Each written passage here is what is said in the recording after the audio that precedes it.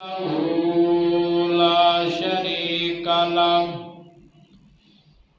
شريك له ولا نظير له ولا مثل له ولا مثيل له ونشهد أن سيدنا وسندنا وحبيبنا وشفيعنا ومولانا ومرشدنا محمدا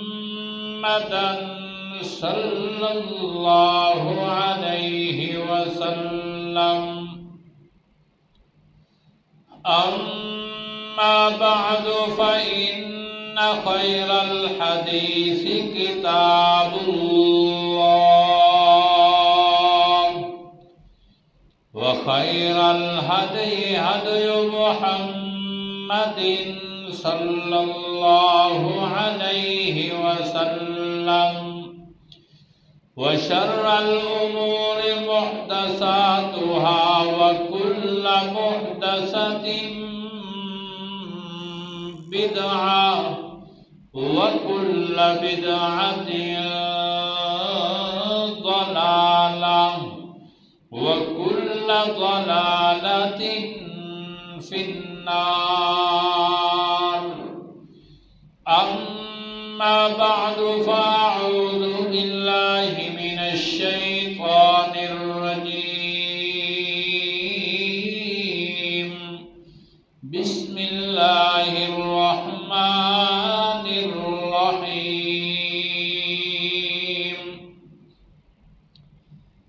أم حسبت أن أصحاب الكهف والرقيم كانوا من آياتنا عجبا إذ أوى الفتية إلى الكهف فقالوا ربنا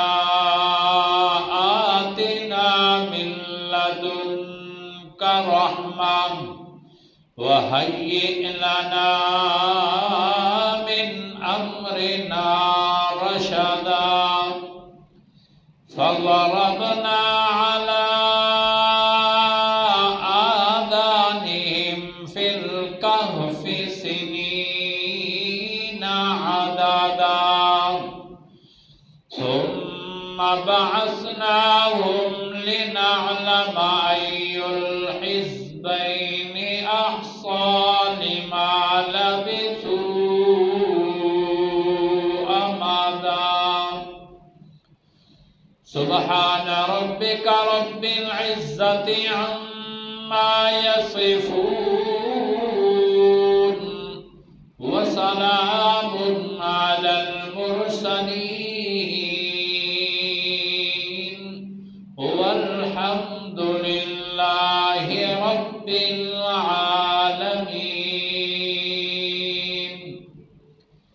اللهم صل على محمد وعلى آل محمد كما صليت على إبراهيم وعلى آل إبراهيم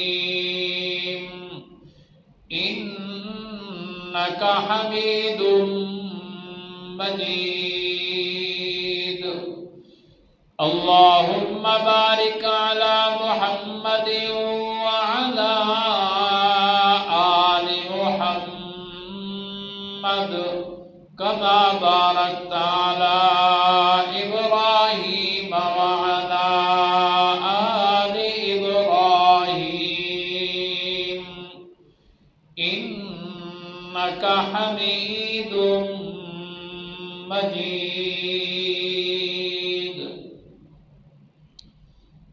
گرامی قدر بزرگ دوستوں، بھائیوں، نوجوان ساتھیوں، اللہ رب ذوالجلال کی مقدس مطہر کتاب قرآن مجید فرقان حمید 15واں پارہ سورۃ الکہف مبارکہ دے کچھ آیات بینات آپ حضرات کے سامنے تلاوت کیے ہیں. دعا کریں کہ اللہ رب ذوالجلال مجھے صحیح صحیح حق حق سچ سچ مفہوم بیان کرنے کی توفیق عطا فرمائے۔ سننے اور سنانے کے بعد اللہ کریم مجھے بھی اور آپ حضرات کو بھی قرآن و سنت کے مطابق عمل کرنے کی اور زندگی گزارنے کی توفیق عطا فرمائے۔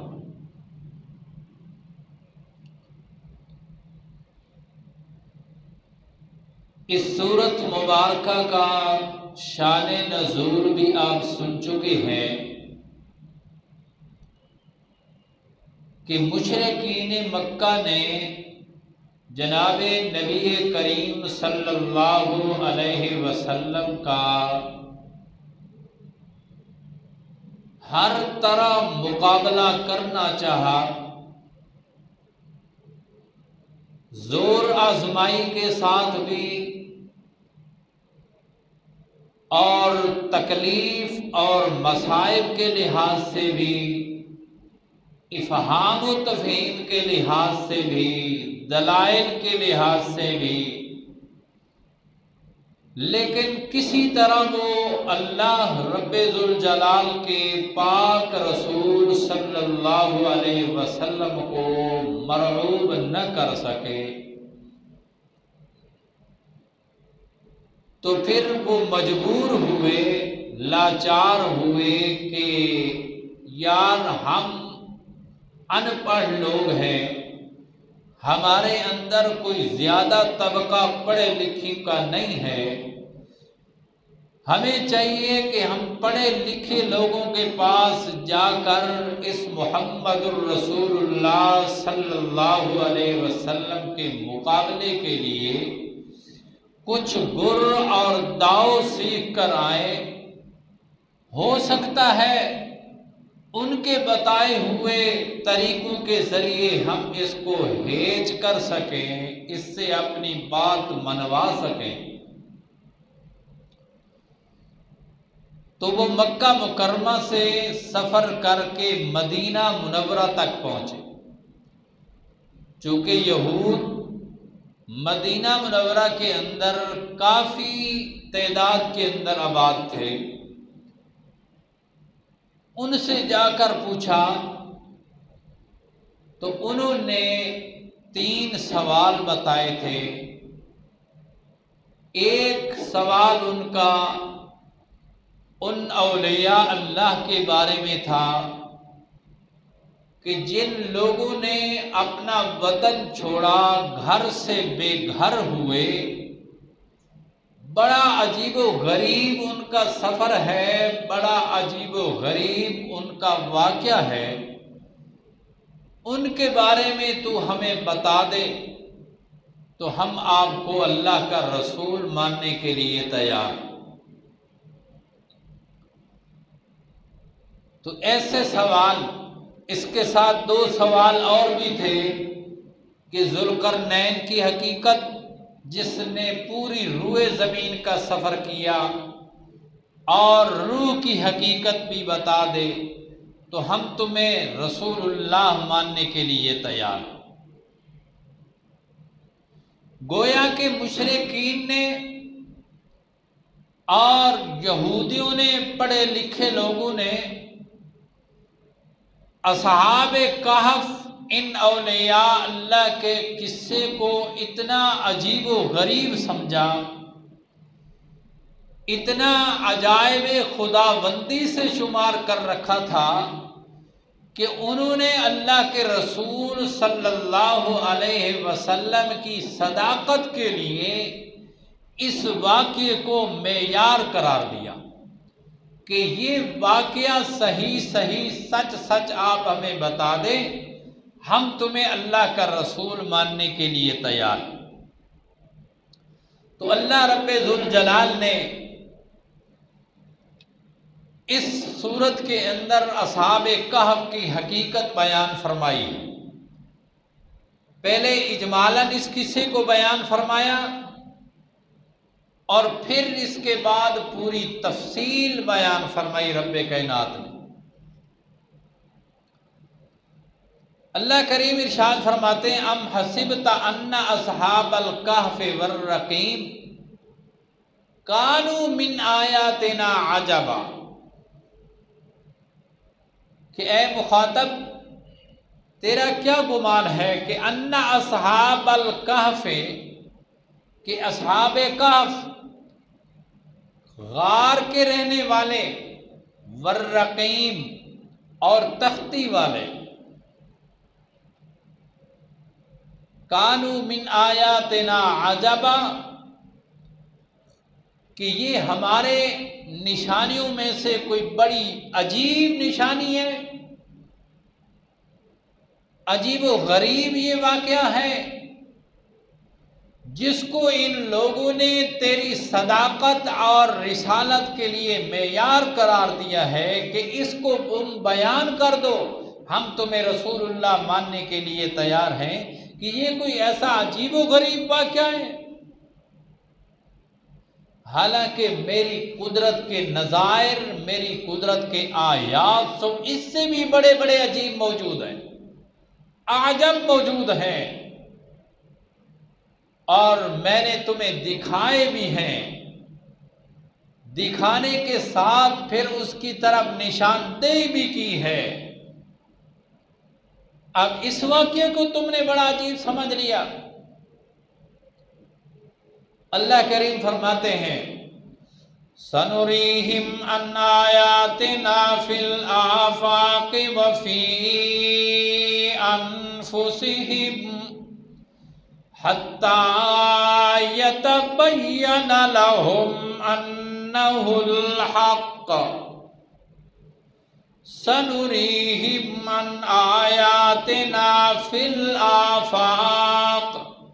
اللہ کریم فرماتے ہیں ہم ان لوگوں کو، کائنات والوں کو، ایسے ایسے اپنے عجائبات اور نشانیاں دکھائیں گے، فی الآفاق، کے قدرت کے عالم خانے کے اندر بھی، جہان اور کائنات کے اندر بھی خارجی نشانیاں بھی اتنیاں دکھائیں گے، وفی انفسہم، اور خود انسان کے 6 فٹ کے وجود کے اندر بھی، قدرت کے اس کارخانہ عالم کے اندر بھی، اس انسان کے جسم کے اندر ایک چھوٹا جہان موجود ہے، خود اس کے نفوس کے اندر بھی ہم اتنی نشانیاں دکھائیں گے، اتنے عجائبات دکھائیں گے، حتیٰ یتبین لہم، حتیٰ کہ لوگوں کے لیے یہ بات واضح ہو جائے گی، روز روشن کی طرح واضح ہو جائے گی، لہم انہ الحق، کہ یہ محمد الرسول اللہ صلی اللہ علیہ وسلم جو پیغام لے کر آئے ہیں، جو قرآن لے کر آئے ہیں، رب کی وحدت کا مضمون لے کر آئے ہیں، اللہ کی معرفت کی جو نشانیاں لے کر آئے ہیں، انہ الحق، یہ حق اور سچ ہے، بالکل ٹھیک ٹھیک مضمون ہے۔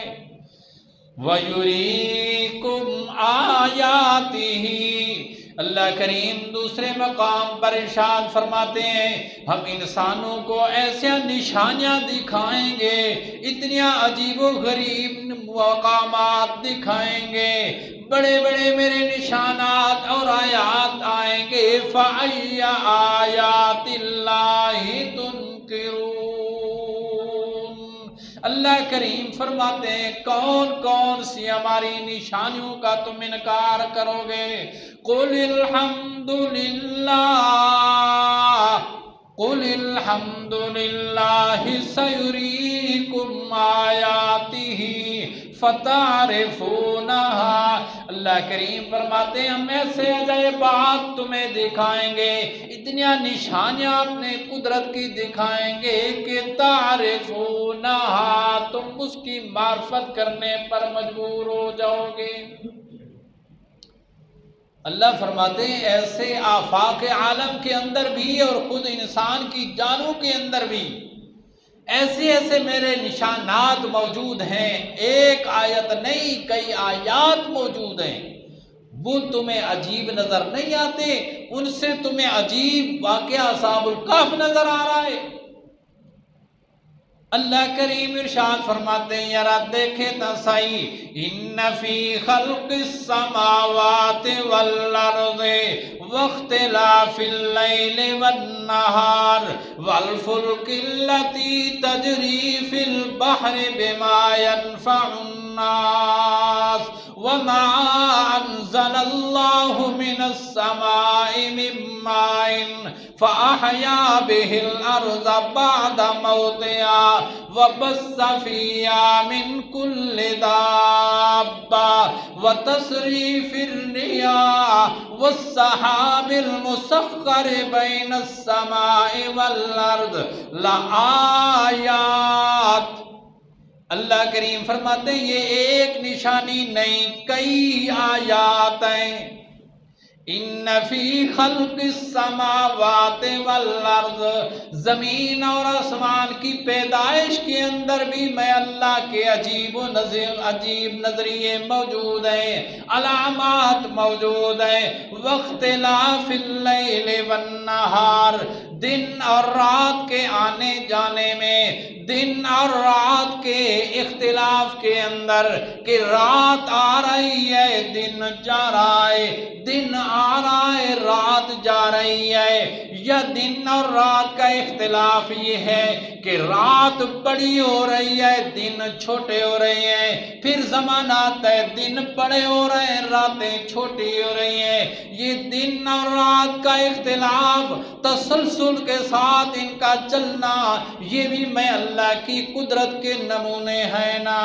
واختلاف اللیل والنہار والفلک التي تجری فی البحر بما ينفع الناس، کشتیوں کا، آبدوزوں کا، جہازوں کا، بحری جہازوں کا چلنا سمندروں کے اندر۔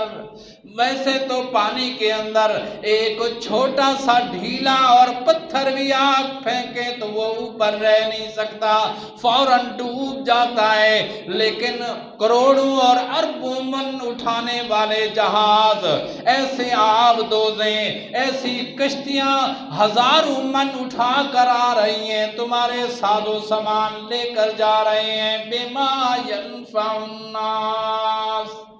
یہ بھی میں اللہ کی قدرت کے نمونے ہیں نا۔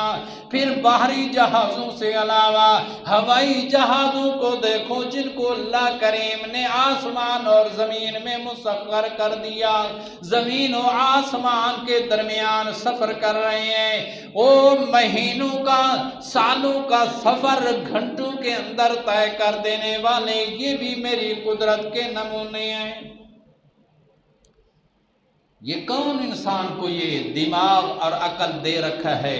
کس نے دیا؟ جس نے انسان کو اتنی سوچ اور فکر کہ ایسی ایسی چیزیں تیار کی ہیں۔ یہ انسان یہ نہ سمجھے کہ اللہ کریم نے ان چیزوں کا تذکرہ کیا نہیں ہے قرآن مجید میں۔ اللہ کریم نے فرمایا والخیل والبغال والحمیر لترکبوها وزینا ویخلق ما لا تعلمون۔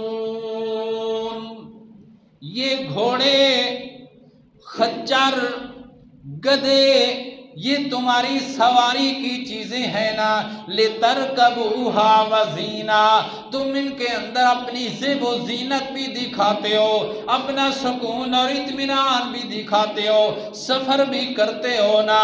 وَيَخْلُقُ مَا لَا تَعْلَمُونَ، اور اس کے علاوہ میں اللہ کریم تمہارے لیے ایسی ایسی گاڑیاں، ایسی ایسی سواریاں پیدا کروں گا لا تعلمون، جس کو تم جانتے نہیں۔ اس وقت تو یہ گاڑیاں، یہ مرسڈیز گاڑیاں، ایسی گاڑیاں، چار پائے والی گاڑیاں تو کچھ نہیں تھی، اس وقت تو گدھے گھوڑے کا سفر تھا۔ اللہ کریم نے اس کی طرف انسان کی نشاندہی کرائی کہ یہ بھی میں اللہ کی قدرت کے نمونے ہیں نا۔ اور اس کے علاوہ جو مستقبل میں تمہاری سواریاں آنے والی ہیں جس کا آج ہم نظارہ کر رہے ہیں، بڑی بڑی عمدہ اور اچھی آرام دہ گاڑیاں نظر آ رہی ہیں سفر کے لیے، ہوائی جہاز نظر آ رہے ہیں، اللہ کریم نے اس کی طرف بھی اشارہ کر دیا ہے جو 1500 سال پہلے، یخلق ما لا تعلمون۔ اللہ فرماتے ہیں ہم ایسی ایسی سواریاں ایجاد کریں گے، ایسی ایسی سواریاں میں تمہیں مہیا کروں گا جس کو تم آج سوچ سکتے بھی، اور کیا جانے مستقبل کے اندر اللہ کرے اس سے زیادہ آسان سواریاں کس طرح کی مہیا کرے گا۔ آج ہمیں نظر نہیں آ رہی، لیکن مستقبل میں لوگ دیکھیں گے کہ کتنی کتنی تیز ترین سواریاں آ جائیں گی۔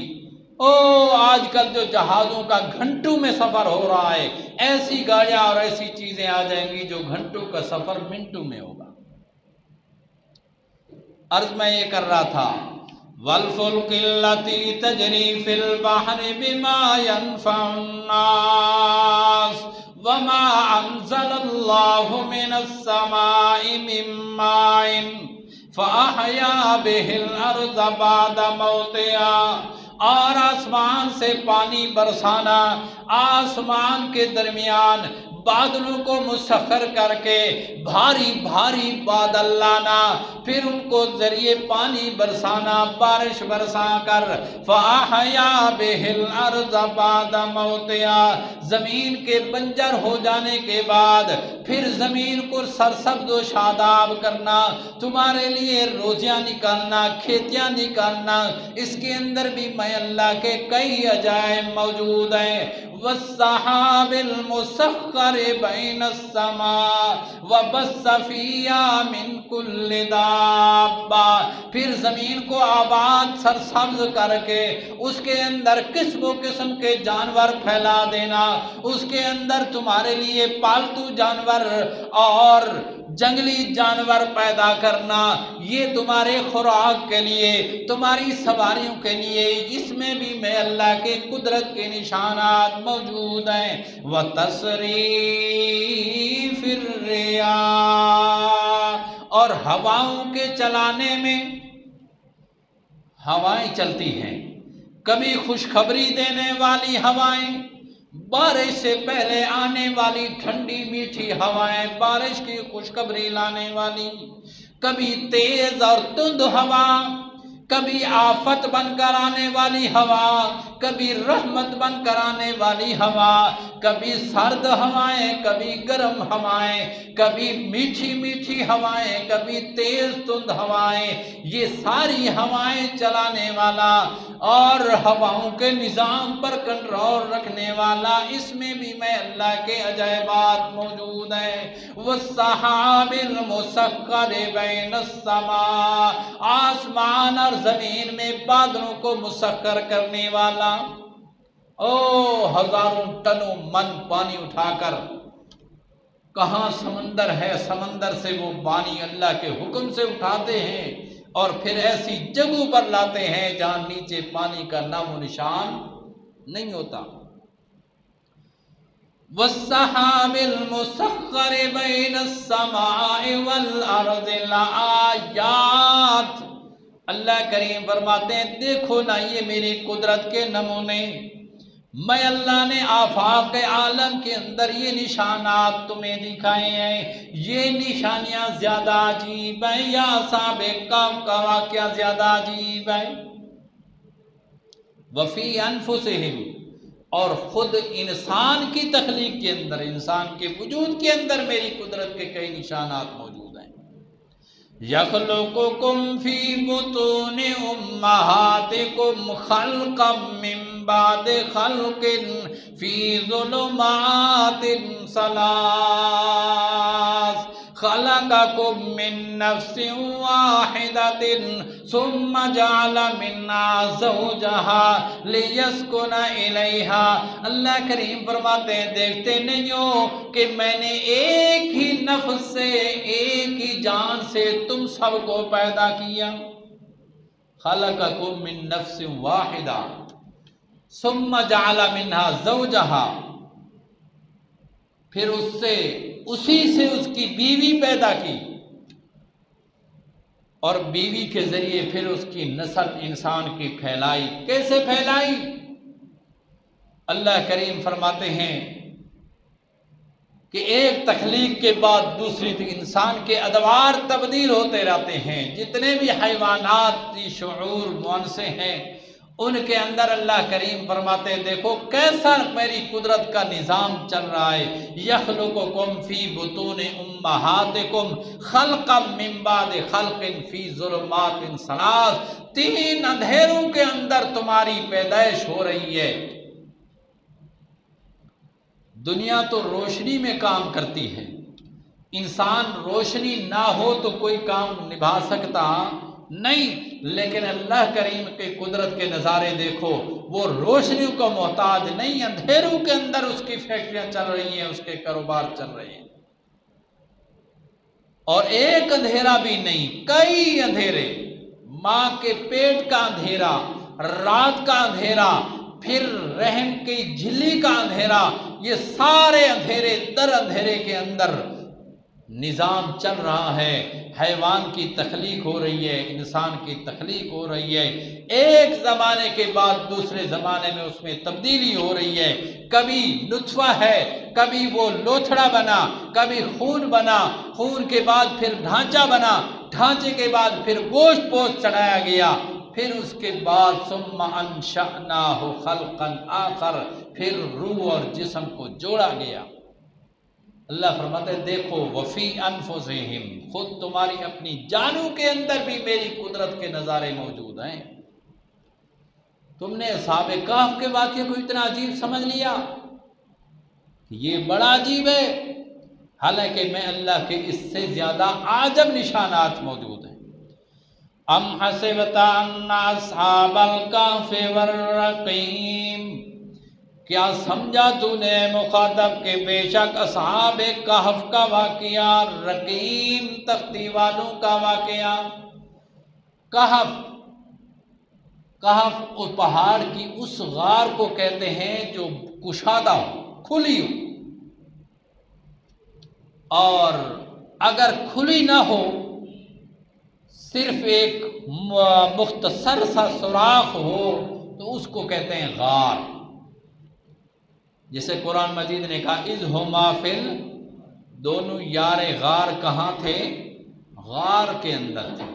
تو چھوٹی غار، چھوٹا سوراخ پہاڑ کے اندر ہو تو اس کو کہتے ہیں غار عربی میں، اور اگر کھلا ماحول اس کا اندر سے بڑی فراخ ہو تو اس کو کہتے ہیں کہف۔ والرقیم، اور تختی والے، اس کے بارے میں بہت سارا اختلاف ہے کہ تختی سے کیا مراد ہے۔ بہت سے اقوال ہیں اس میں، لیکن 2 قول زیادہ مشہور ہیں۔ ایک قول یہ ہے کہ یہ رقیم بمعنی مرقوم کے ہے۔ رقیم وہ پتھر یا سیسے یا لوہے کی تختی ہے جس تختی کے اوپر ان اولیاء اللہ کے نام لکھ کر اس غار کے اوپر لگا دی گئی تھی۔ تو رقیم بمعنی مرقوم کے یعنی وہ لکھی ہوئی تختی جس کے اوپر اصحاب کہف کے نام لکھے ہوئے۔ اور دوسرا قول یہ ہے کہ رقیم اس بستی کا نام ہے جہاں سے یہ اللہ کے بندے نکلے تھے، ہجرت کی تھی، یعنی وہاں نکلنے سے پہلے جس بستی اور آبادی میں رہتے تھے اس کا نام تھا رقیم، تو ان کے شہر کی طرف نسبت کرتے ہوئے اصحاب الرقیم کہا گیا، اور غار کی طرف نسبت کرتے ہوئے اصحاب الکہف کہا گیا۔ یہ 2 قول زیادہ مشہور ہیں۔ بعض رات نے یہی کہا ہے کہ اس پہاڑ کا نام رقیم تھا، جس پہاڑ میں یہ غار تھی یا جو وادی تھی اس وادی کا نام رقیم تھا، وغیرہ وغیرہ۔ بہرحال یہ 2 قول زیادہ مشہور ہیں۔ پھر اس میں اختلاف ہے کہ آیا اصحاب کہف اور رقیم ایک ہی واقعہ ہے انہی بزرگوں کا، یا یہ 2 مختلف واقعے؟ تو امام بخاری رحمہ اللہ تعالیٰ نے اس بات طرف اشارہ کیا ہے کہ انہوں نے باب اصحاب الکہف کا الگ باندھا اور اصحاب الرقیم کا باب الگ باندھا، اور پھر اصحاب الرقیم کے تحت وہ روایت لائے ہیں ان 3 بندوں کی جو غار کے اندر بند ہو گئے تھے۔ جو غار کے میں داخل ہوئے بارش طوفان وغیرہ سے بچنے کے لیے، پھر پتھر کی چٹان ان کے اوپر آ پڑی، منہ غار کا بند ہو گیا، تو وہ حدیث لائے ہیں اس اصحاب الرقیم کے تحت۔ تو اس امام بخاری کے طرز سے یہ معلوم ہوتا ہے کہ یہ دو الگ الگ واقعے ہیں۔ رقیم الگ واقعہ ہے ان تین بزرگوں کا جن کے غار بند ہو گئی تھی، اور اصحاب الکہف سے مراد یہ اولیاء اللہ ہے۔ لیکن دوسرے حضرات نے کہا نہیں، امام بخاری کے اس طرز سے یہ بات معلوم نہیں ہوتی کہ بھئی یہ الگ الگ ہیں، اور امام بخاری کا اپنا طرز ہے، لیکن کسی اور مفسر محدث نے ان کو الگ شمار نہیں کیا، بلکہ یہ دونوں ہی انہی اصحاب کہف کے نام ہیں۔ اصحاب الکہف بھی کہا گیا غار کی طرف نسبت کر کے، اور شہر کی طرف نسبت کر کے اصحاب الرقیم بھی کہا گیا۔ تو یہ وہ بزرگ تھے جناب حضرت عیسیٰ علیہ السلام کے زمانے کے بعد۔ اکثر علماء نے یہی کہا ہے، بعض رات نے کہا نہیں، عیسیٰ علیہ السلام کے زمانے سے بھی پہلے کے یہ بزرگ تھے۔ عیسیٰ علیہ السلام کے زمانے کے بعد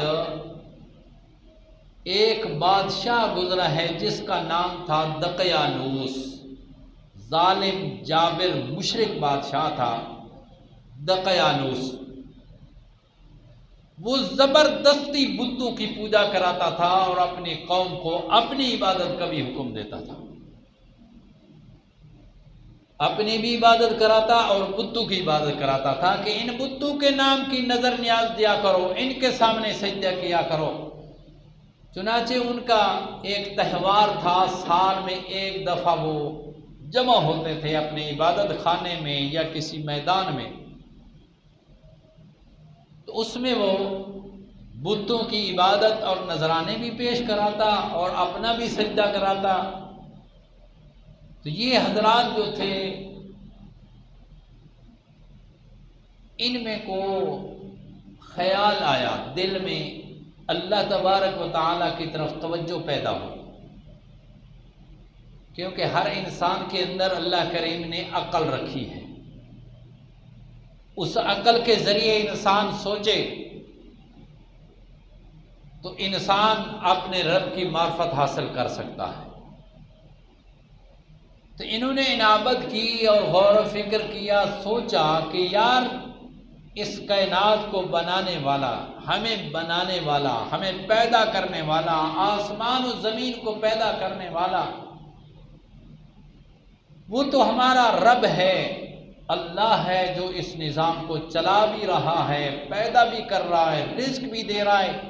یہ ہمارے بادشاہ کا نظریہ اور ہماری قوم کا نظریہ دیکھو، اپنے ہاتھوں سے تراشے ہوئے بت ان کے سامنے سجدے کرتے ہیں، ان کے نذرانے چڑھاتے ہیں، اور بادشاہ اپنی عبادت، یہ بھی حالانکہ کھاتا بھی ہے پیتا بھی ہے، اس کے ساتھ وہ سب ضروریات ہیں جو ہمارے ساتھ ہیں، تو یہ کس طرح عبادت کا مستحق ہو سکتے ہیں؟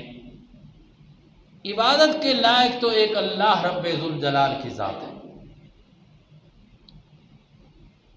اسی سوچ کی بنا پر یہ حضرات اپنے قوم کے نظریے اور ان کے مذہب سے متنفر ہو گئے، الگ ہو گئے، ایک طرف ہو گئے، ایک طرف قوم سے کنارے کی طرف ہو کر ایک درخت کے نیچے بیٹھ گئے۔ ایک آدمی آیا، دوسرا آیا، تیسرا آیا، ہوتے ہوتے یہ 6 جوان بن گئے۔ کتنے؟ 6 آدمی ہو گئے، خاموش بیٹھے ہیں ایک دوسرے کے ساتھ، کوئی بات چیت نہیں کرتے کہ ہو سکتا ہے کوئی بادشاہ کو چغلی کر دے، ہماری بات بتا دے۔ کرتے کرتے کچھ وقت گزرتا گیا، پھر آخر ایک آدمی نے جرأت کی کہ یار کچھ بات تو کریں، کیوں دوسرے لوگ عبادت میں لگے ہوئے ہیں، بادشاہ کی عبادت کر رہے ہیں، بتوں کی عبادت کر رہے ہیں، ہم یہاں آ کر بیٹھ گئے۔ تو ایک آدمی نے خاموشی توڑنے کے بعد پوچھا کہ یار بتاؤ مقصد کیا ہے تمہارا؟ سارے لوگ عبادت کے اندر مصروف ہیں، نذرانے کھا رہے ہیں، دے رہے ہیں، اور تم ادھر آ گئے ہو، کیوں؟ تو نہ بتاتے آخر ایک آدمی نے اب وجہ بتا دی کہ یار اصل وجہ یہ ہے کہ مجھے اپنی قوم کے نظریے اور مذہب سے نفرت ہو گئی ہے۔ میں نے سوچا کہ دیکھو یہ بدھو کی اپنے ہاتھ کے تراشے ہوئے کی عبادت کر رہے ہیں، حالانکہ اس کائنات کو چلانے والا تو کوئی اور ہے، پیدا کرنے والا اور ہے، میں اس لیے الگ ہو گیا۔ پھر سب نے خاموشی توڑی اور سب بولنے لگے یار میں بھی اسی وجہ سے آیا۔ تو یہ حضرات پھر قوم سے الگ تھلگ لینے لگے اور اللہ کے سامنے جھکنے کے لیے جو مسیحی مذہب کا طریقہ تھا اس کے مطابق عبادت شروع کر دی۔ ہوتے ہوتے قوم کو پتہ چل گیا، قوم والوں نے بادشاہ کو بتا دیا، بادشاہ نے بلا لیا کہ میاں ادھر آؤ، تمہاری پیشی ہے۔ پیشی لگ گئی۔ بادشاہ نے پوچھا کہ تم کیا کر رہے ہو، تم کیوں ہمارا مذہب اور ہماری قوم کا طور طریقہ چھوڑ چکے ہو، کیا وجہ ہے؟ تو انہوں نے بادشاہ کے سامنے بھی علل اعلان رب کی توحید کو بیان کر دیا۔ کوئی بادشاہ کے سامنے ڈر اور خوف ان پر طاری نہیں ہوا۔ انہوں نے وجہ بتا دی کہ بادشاہ سلامت، ربنا رب السماوات والارض، ہم ان ہاتھ کے تراشے ہوئے بدھو کو بھی رب نہیں مانتے، ہم تجھے بھی رب نہیں مانتے۔ ہمارا رب اور آسمان و زمین کو پیدا کرنے والا وہ تو اللہ رب ذوالجلال کی ذات ہے، ہم کس طرح اس کو چھوڑ کر ہاتھ کے تراشے ہوئے بتوں کی عبادت کریں؟ یہ ہم سے نہیں ہو سکتا۔ بادشاہ نے بڑا ان کو سمجھایا، چونکہ یہ معمولی لوگ بھی نہیں تھے، یہ سرداروں کے بیٹے تھے، بادشاہ کے درباریوں کے بیٹے تھے، وزراء اور امراء کی اولاد میں سے تھے۔ اس نے بڑا سمجھایا یہ نہ سمجھے کہ ہم ان ہاتھ کے تراشے ہوئے بتوں کی عبادت نہیں کر سکتے۔ تو بادشاہ نے فوری طور پر سزا دینے کے بجائے مہلت دے دی کہ جاؤ تمہیں اتنے دنوں کی مہلت ہے، غور و فکر کر لو، تم بچے ہو، جوان ہو، تمہاری عقل ابھی کامل نہیں، تم جا کر سوچو، غور و فکر کر لو، ہمارا مذہب اختیار کر لو، ہمارے ان بتوں کے نذرانے دینا شروع کرو، ان کے سجدے کرنا شروع کرو تو فابہا، وگرنہ اتنے دنوں کے بعد تمہیں قتل کر دیا جائے گا۔ ان حضرات نے اس مہلت کو غنیمت سمجھا کہ بادشاہ کی دربار کے اندر رب کی توحید کا اعلان کر دیا، اب ظالم جابر بادشاہ ہے، یہ تو ہمیں جان بخشی نہیں کرے گا، لہذا رب نے یہ مہلت دی ہے، اس کو غنیمت سمجھو اور ایک طرف ہو جاؤ۔ چنانچہ انہوں نے اپنے علاقے کو چھوڑ دیا، شہر اپنا چھوڑا، وطن چھوڑا، ملک چھوڑا، چل پڑے۔ یہ 6 جوان چلے، راستے کے اندر ایک چرواہا مل گیا، اس نے وجہ پوچھی تو اس کے خیالات بھی یہی تھے جو ان حضرات کے تھے۔ اس نے اپنے ریوڑ وہاں چھوڑ دیے کہ یار بات خیالات تو میرے بھی یہی ہیں، لیکن میں کسی کے سامنے اظہار نہیں کر رہا تھا، تو جہاں تم جا رہے ہو میں بھی جاتا ہوں۔ وہ بھی چل پڑا، اس کے ساتھ اس کا کتا تھا وہ بھی ساتھ ہو لیا۔ تو یہ 7 جوان اور 8واں کتا اس کا، یہ چل پڑے۔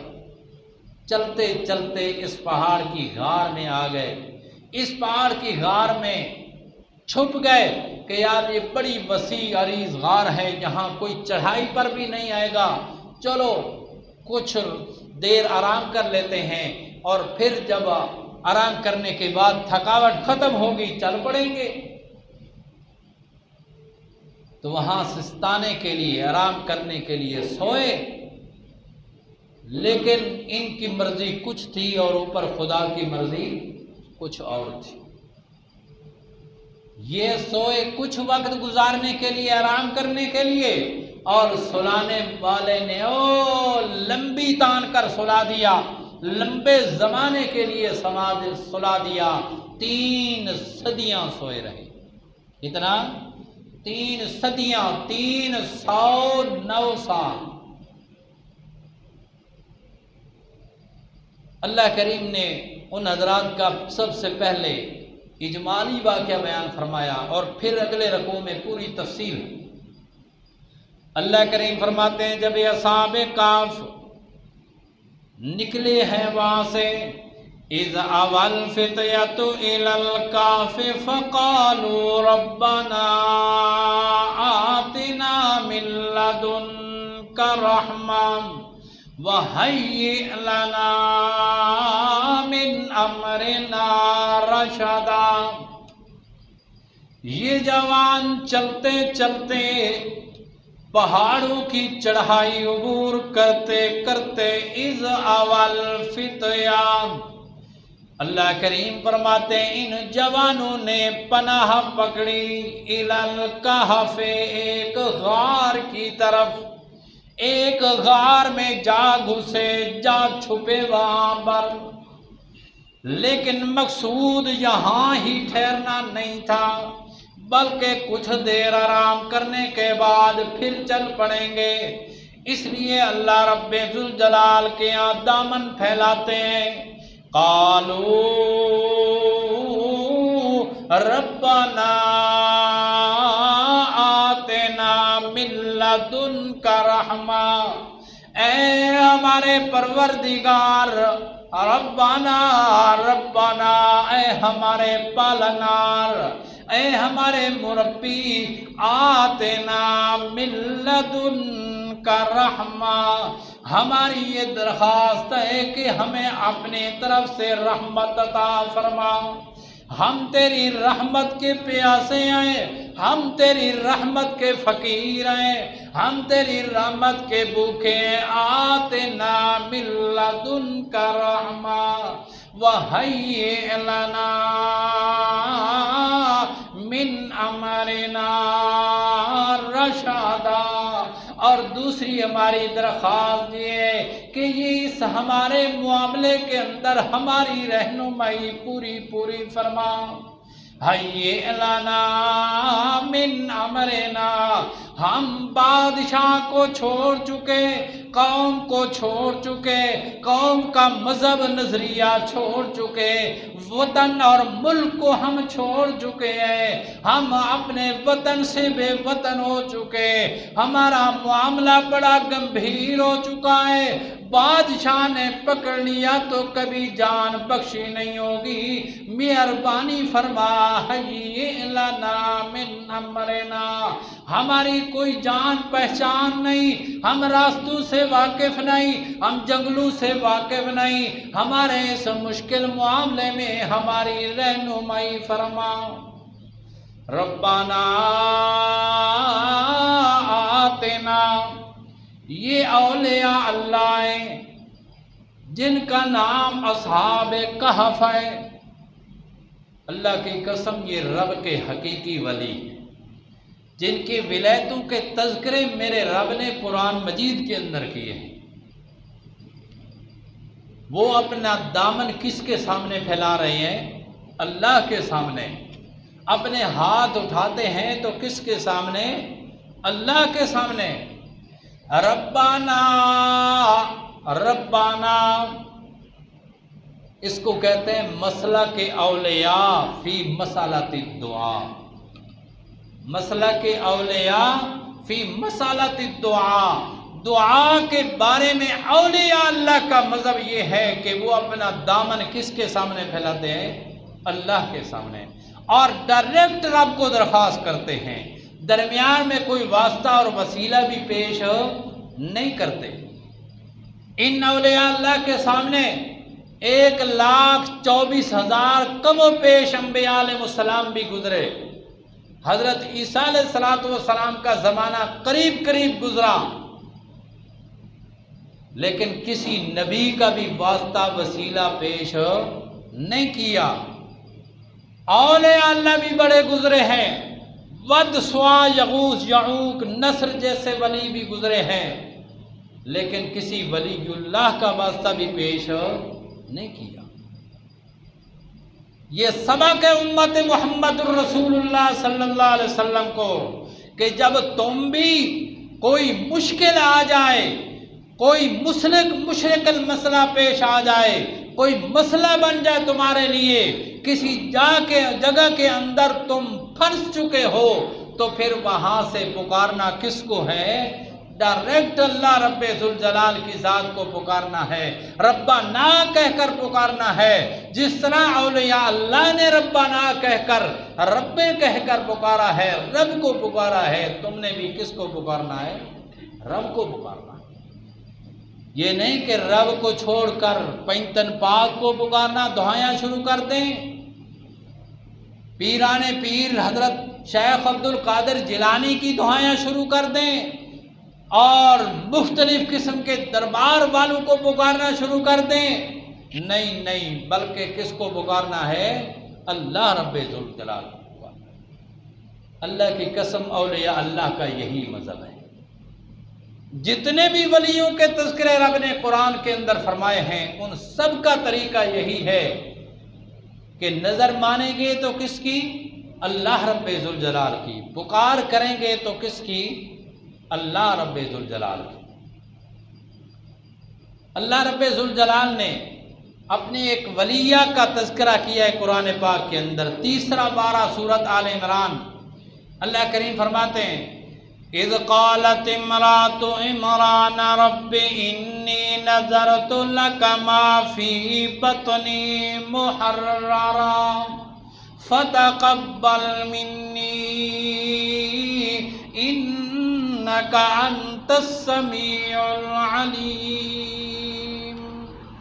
رب کریم فرماتے ہیں اذ قالت امرأۃ عمران، عمران کی بیوی نے جس وقت کہا رب انی نذرت لک، رب یہ ولیائیں اماں مریم کی والدہ محترمہ ہیں، عمران کی بیوی ہیں، گھر والی ہیں، رب کی ولیائیں، وہ جب نظر مانتی ہیں تو کس کے سامنے؟ رب اے میرے پروردگار، انی نذرت لک، میں تیرے لیے نظر مانتی ہوں کہ ما فی بطنی محررا، میں حاملہ ہوں، میرے پیٹ کے اندر بچہ ہے، مجھے معلوم نہیں کہ بیٹا ہے یا بیٹی ہے، ماں عموم کے لیے ہے، ماں جو بھی میرے پیٹ کے اندر آئے، محررا وہ تیرے گھر کی نظر آئے، وہ تیرے گھر کے لیے آزاد ہوگا، فتقبل منی، میرے رب یہ میری دعا قبول فرما، میری یہ درخواست قبول فرما، انک انت السمیع العلیم، میں تجھے درخواست اس لیے کر رہا ہوں کہ دعاؤں کو سننے والا بھی تو ہے، میرے حال کو جاننے والا بھی تو ہے۔ یہ ہے اولیاء اللہ کا مذہب۔ اولیاء اللہ نظر مانتے ہیں تو کس کی؟ اللہ رب ذوالجلال کی، نہ کسی نبی کی، نہ کسی ولی کی۔ اور آج ہم نے کیا نظریہ بنا رکھا ہے کہ کھیر تقسیم کرنا ہے، 11ویں تقسیم کرنی ہے پیران پیر شیخ عبد القادر جیلانی کے نام، ولیوں کے نام کی نظر نیاز، حالانکہ ولی نظر نیاز مان رہے ہیں کس کی؟ اللہ رب ذوالجلال کی۔ اللہ رب ذوالجلال ہمیں بھی اولیاء اللہ کا مسلک اپنانے کی اور ان کا طریقہ اختیار کرنے کی توفیق عطا فرمائے۔ انشاءاللہ پھر یہاں سے اللہ تبارک و تعالی عمل کی توفیق عطا فرمائے۔